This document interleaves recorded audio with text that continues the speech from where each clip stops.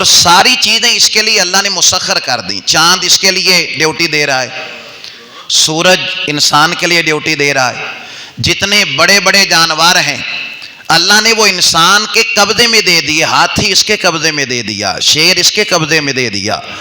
جتنے جانور ہیں, چوپائے ہیں, زمین پر جو کچھ بھی ہے وہ سارا کچھ انسان کے لیے ہے.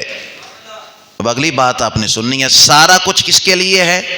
انسان کے لیے. اور اللہ فرماتا ہے پھر انسان بھی تو کسی کے لیے ہے نا. سارا کچھ جو انسان کے لیے بنایا کائنات کے اندر, سارا کچھ انسان کے لیے. انسان کس کے لیے وہ بھی قرآن میں اللہ نے بیان کر دیا, وَمَا خَلَقْتُ الْجِنَّ وَالْإِنسَ إِلَّا لِيَعْبُدُونَ. فرمایا ساری کائنات انسان کے لیے بنائی ہے اور انسان کو اپنی عبادت کے لیے بنایا ہے.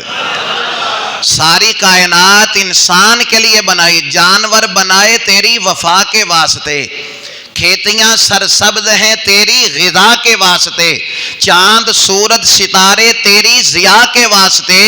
اے انسان جہاں تیرے لیے اور تو خدا کے واسطے. یہ سارا کچھ انسان کے لیے بنایا اور انسان کو اللہ فرماتا ہے اپنی عبادت کے لیے بنایا.